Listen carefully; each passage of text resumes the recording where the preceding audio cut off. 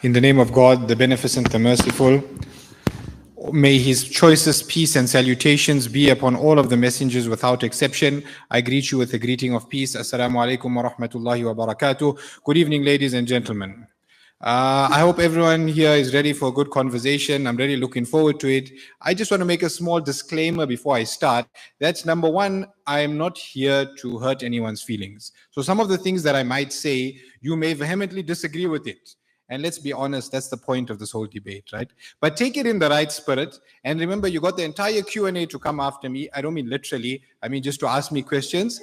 And after that, also after the debate as well. So we take it outside. No, I'm joking. So that being said, our topic today is on Islam or Christianity, which aligns best with the teachings of the prophets. Now, before we go into the topic, it behooves us to break down the topic. What do we mean when we say Islam? What do we mean when we say Christianity? What do we mean when we say aligns with the prophets? How do we know what the prophets teach? So let's go through that before we start giving evidences either way. So when I say Islam, I am talking about the way of life, the worldview that was brought by the last and final prophet, Prophet Muhammad, peace be upon him, which as is expressed in the Quran and his authentic sayings. This worldview teaches us that there is one necessary existence who created the entire universe. Everything besides him is creation. He created mankind in order that we may recognize him. He sent messengers to every single nation in the entire world. These messengers, from Noah to Abraham to Moses to Jesus to the Prophet Muhammad, peace be upon him, they all preached one and the same core message. And that is worship one God and worship him alone, be good to people, follow his commandments, and if you err, then repent and God will forgive you. So this is a continuous uniform message of all of the prophets from an Islamic perspective. And this is basically epitomized in the story of Adam. When he eats from the tree, God teaches him how to repent, and then God accepts his repentance, right? So that's basically a short overview of what I mean when I say Islam. When I say Christianity, I'm talking about Orthodox Christianity, those who follow the Nicene Creed, the Chalcedonian Creed, the Athanasian Creed, basically not Jehovah's Witnesses, Mormons, etc. I'm talking about a certain type of Christianity. Now, how are we going to decide which one aligns best with the teachings of the prophets? So the methodology that I'm going to use tonight is that I'm going to narrow it down to the two major points of conflict between Islam and Christianity. Number one, on monotheism. So in Christianity, the belief is of a triune Godhead, three persons, each fully God, but one being, and Jesus Christ being the incarnate Son, fully God and fully man. In Islam, Jesus Christ is a great prophet. He is not God. God is only one. God is one being, one person. So that's the first major point of contention. The second major point of contention has to do with salvation. In Islam, we believe that salvation is by believing in God, his messengers, doing the best you can, and repenting when you make a mistake. In Christianity, salvation comes from the blood. Someone has to die. There has to be a sacrificial atonement.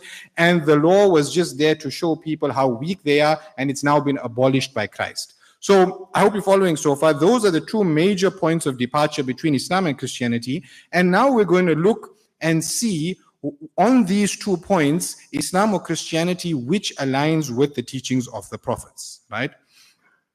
And I'm going to argue that on both of these points, Islam aligns perfectly with the teachings of the prophets, number one. Number two, Islam aligns with the methodology of the prophets. And number three, that Islam is predicted by the prophets. So how do we know what the prophets really preached? Well, any Muslim would tell you, you could find that in the Quran. But for today's discussion, because we're coming to common terms, and of course, many of the people here are non-Muslims, I'm going to extract the teachings of the prophets from the Old Testament for those prophets before Jesus, and from the 4 Gospels for the teachings of Jesus Christ himself. Now, whilst our good pastor here and many Christians, when they're reading the Bible, they're assuming the univocality of the Bible. That is that all of the 66 books should be read together as one uniform story. The reality is that for someone coming from the outside, that's not a very practical way to look at it. Because these are 66 books, written many times by different authors in different places at different times, centuries apart, with different outlooks of the world. Right? In many cases, we don't know who wrote these books exactly. In many cases, these books are written decades or centuries after the fact. And take the Pentateuch, for example, the Torah, the first 5 books that Rudolph was talking about. These 5 books, any Jew or Christian will tell you, are written by Moses. But really, when we look at it, there's no internal evidence to support that. And basically, the consensus of academic scholarship is that these were written by different authors at different times. And for references for that, I have them all on a page. If someone wants to see it, you can look at the New Oxford Annotated Bible. You can look at the Jewish Study Bible. You can look at John J. Collins. You can look at Richard Elliott Friedman. All of these scholars basically tell you the same thing, that the academic consensus at the moment is that, yes, there is truth. No one's denying that. There's a lot of truth in the Bible, whether it's the Old Testament or the Gospels, but at the same time, there's a lot of conflict. There's a lot of different authors. There's people talking over each other with their own biases. The same thing we find when we go to the 4 Gospels. We're not really sure exactly who the authors are. Again, I have scholarly quotes for that. Dale Martin, Dale Allison, James Tabor. Don't worry, Christians, I'm not going to say Bart Ehrman's name, so it's okay. But there's enough scholarly quotes for that, right? So what we need to do now, and this is the exact Islamic standpoint, fits with modern scholarship, that we as Muslims believe that in the Bible today, definitely there is truth, there is revelation, but there's also additions, there's interpolations, that there's things we need to be careful of, like biases. So for example, if you're reading the first 5 books of the Old Testament,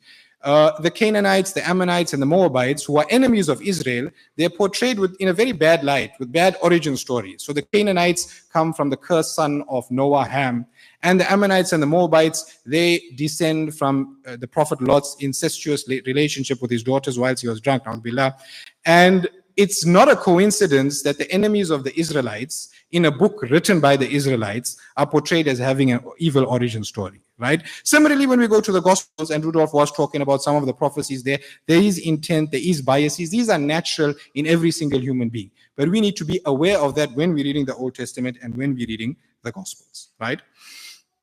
So let's go on to the first point of conflict that I mentioned. What do prophets teach about monotheism? Is it such that when we go through the Old Testament or we go through the teachings of Jesus, we find a triune Godhead, we find the incarnation of one of the persons of the Trinity as an angel or as a human being? Do we find that?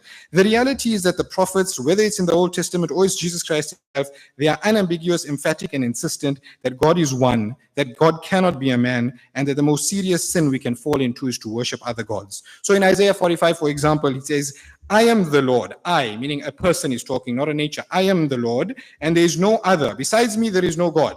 In Numbers chapter 23, verse number 19, for God is not a man that he should lie. Hosea, I am God and not a man. Right? Jesus too, when we look at all of his teachings, he teaches us, he calls himself a prophet. His disciples call him a prophet. He says that he doesn't know the last hour. He differentiates himself from the one true God in John 17:3. He says that the Son can do nothing of himself. So when we look at all of these things, we can see that they're preaching a consistent message of monotheism. And Islam is in perfect continuity with this. If you look at the message of monotheism taught to the Israelites by Moses, the Shema Israel, Adonai Eloheinu, Adonai Echad. Jesus Christ said the same thing in Mark 12:29. Hear, O Israel, the Lord thy God is one God. And the Prophet Muhammad, peace be upon him, came with the same message, Qul huwallahu ahad. And ahad and ikhad, they are cognates. So when we look at this, we see perfect continuity on this one point. But when we look at the Christian standpoint, we see a break now, because we see a triune Godhead, the Father, the Son, the Holy Spirit, each is fully God, but there's one God, etc., which is a break from what we're seeing in the Old Testament and the teachings of Jesus. Now let's go to the second point, right? Is it such that what do the prophets teach about forgiveness? Is it such that there has to be a blood sacrifice? Is it such that good deeds and repentance cannot avail you? Was the law of Moses just a curse that no one could keep? Again, when we look at the Old Testament, the answer is emphatically no. Let's just read Ezekiel 18 and we'll get an understanding of what repentance looks like in the Old Testament. Ezekiel 18 says, the righteousness of the righteous will be upon the righteous, and the wickedness of the wicked will be upon the wicked. But if a wicked person turns away from all of the sins they have committed and keeps all my decrees and does what is just and right, that person will surely live, they will not die. So he's clearly telling you, if you're a wicked person and you turn away from your wickedness, you repent, you do what's right, you will live. You're not going to be punished. There's no blood sacrifice mentioned here. In fact, God, because of the righteous things that they have done, they will live. At the end of the chapter, God says, I take no pleasure in the death of anyone, declares the sovereign Lord. Repent and live. And in other verses in the Old Testament, God makes it clear that sacrifice is not the objective. So in Hosea chapter number 6, verse number 6, for I desire mercy and not sacrifice. In Psalm 40, chapter number 6, the psalmist speaks to God and says, sacrifice and offering you do not desire. Together with that, when we look throughout the Old Testament, there's so many cases of people or nations being forgiven without any sacrifice. So if you look at the Ninevites, you look at Isaiah in chapter number 6, verse number 6, he's forgiven with no sacrifice. When we look at the law of Moses, generally Christians will portray it as something that was impossible to keep. They may even call it a curse. But when we look at the Old Testament and the teachings of the prophet, we find that in Deuteronomy, it says you should keep the law because it's for your own good, it's for your own well-being. The psalmist, he says, I obey your laws, O God, because I love them.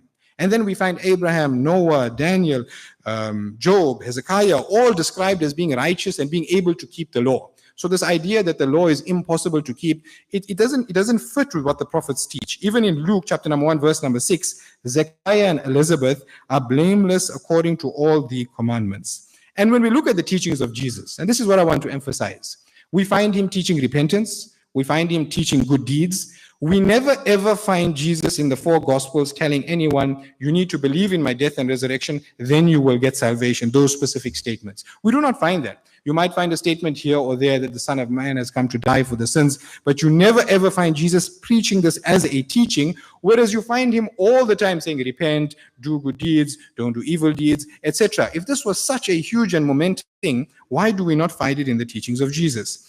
Together with that, Jesus teaches that his disciples or the people that he's preaching to should obey the Pharisees because they sit in the law of Moses, telling you what the Mosaic law is still being upheld. In Acts 21, after Jesus is taken up, the disciples are still obeying the Mosaic law. In fact, they make Paul also obey the Mosaic law. So this idea that the law has been cancelled does not come from Jesus or the prophets. When you read the Torah, it always talks about an eternal covenant. Circumcision will be something forever and ever and ever. But with Christianity, we see a break in that. So even on the second point, Islam is in clear continuity because it has a Sharia. It has a law that supersedes the Mosaic law in its universal application. That is why Muslims greet like the prophets, they make wudu, they wash like the prophets, they read like the prophets, they dress like the prophets in many cases, and they have a law system that governs every single aspect of our lives.